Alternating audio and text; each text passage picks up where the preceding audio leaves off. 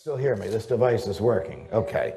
So we'll start with a couple of questions. Somebody want to make the argument, Jessica, that Hamilton was right and that without a government there can be no property rights and no liberty, and so we have to have the government to protect those property rights. The floor is yours. Whoa, I think I can't say.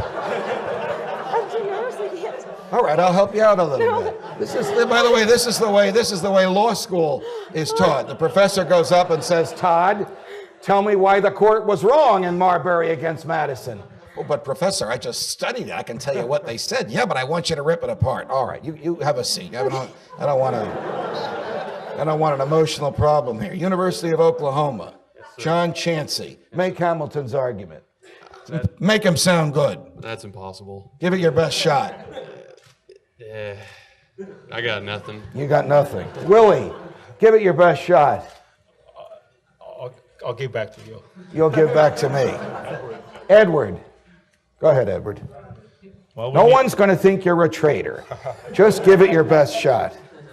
Well, life is brutish, nasty, and short. We need a Leviathan government to keep us all under control and keep us sleeping. All right. Nice try. Nice job. Jeremiah, where does your right to think as you wish come from? It's a natural right given to us by the fact that we are human. How do humans have this natural right? No, I'm glad that somebody said the Creator, because you should be able to make both of these arguments. You should be able to make a religious argument and a secular argument. Here's the secular argument. I own my own body. I own what my body produces. I own the ideas that come out of it. I own what I produce with the sweat of my brow. I own the thoughts that I express. I own the property and wealth that I accumulate.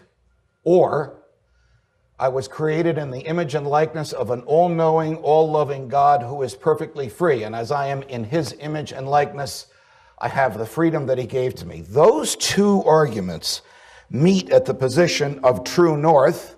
I shouldn't have both microphones. Hold that for me, Ted.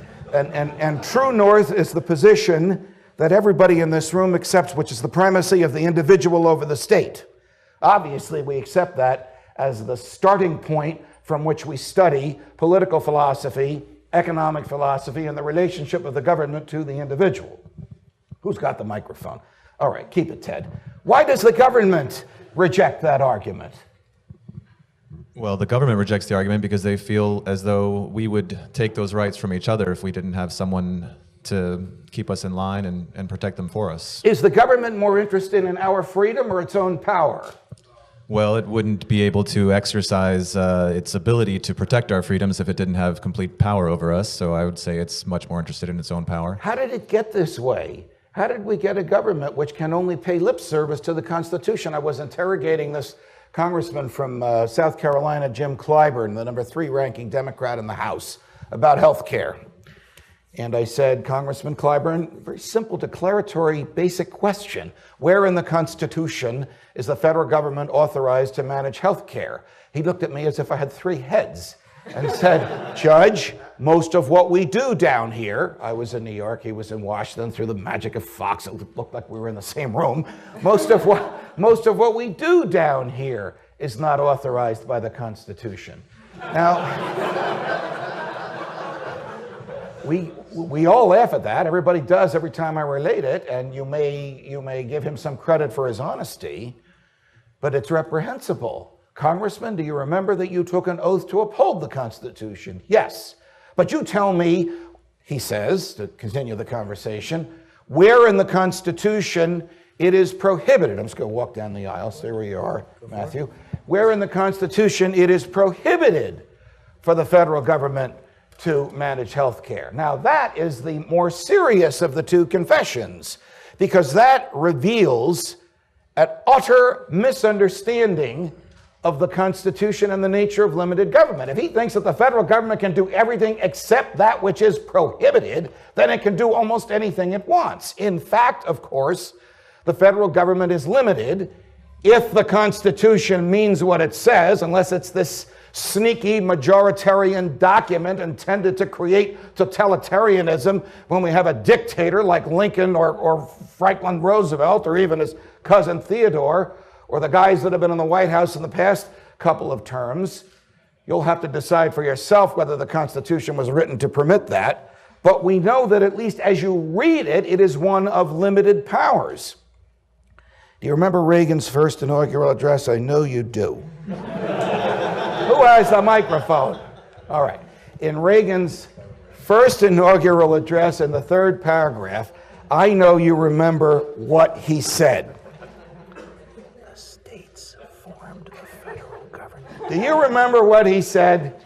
The states formed the federal government. And not the other way round. Now, if your humble temporary professor had been the author of that speech, I would have added, and the power which the states gave to the central government, they can take back.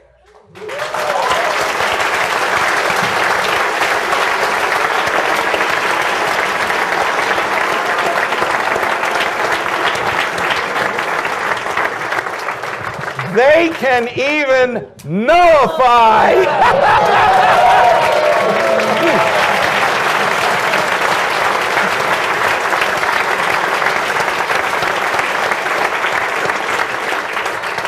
Forgive me, those of you who are my generation, this is the smartest guy in the room.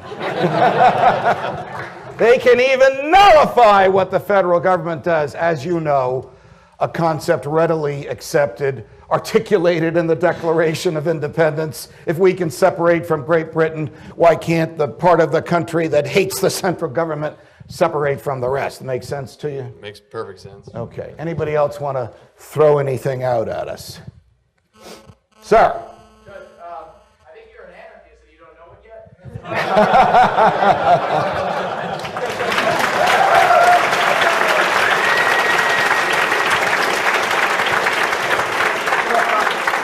Do you hear me denying anything?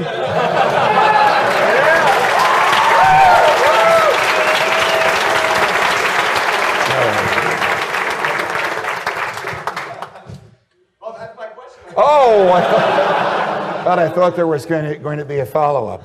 You know, I have argued, some of you have heard what I've said, and some of you have read what I've written, and some of you have seen me with Lou Rockwell and with Tom Woods, that the government exists for only one purpose, and that is to preserve our freedom.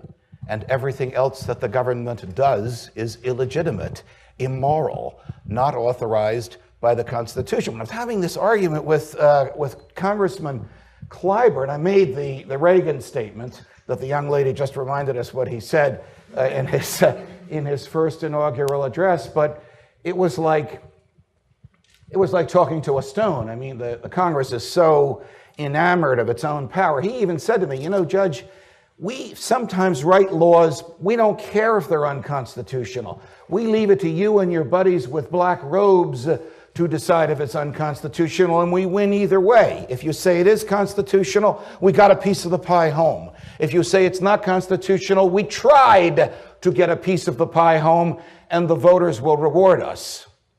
Now, Jefferson and Hamilton agreed on very little in their lives, but the one thing they did agree on is when the public treasury becomes a public trough, and when the public recognizes that, it will only send to Washington people who will give it the larger piece of the pie. And then nobody's liberties will be safe if the government takes the attitude that it can take whatever it wants. So then I said to Congressman Clyburn, well, you know, you want the federal government to micromanage health care. How well does the federal government do managing anything else? And he said to me, what do you mean? I said, well, Medicare broke. Medicaid broke. Social Security broke. The Post Office broke. Amtrak broke. The Defense Department broke. When the Mustang Ranch in Nevada was taken over by the IRS for failure to pay income taxes, and the government ran it, they bankrupted it. So let me get this straight, Congressman Clyburn. The government can't provide booze and hookers to truckers in the desert, and they want to manage health care.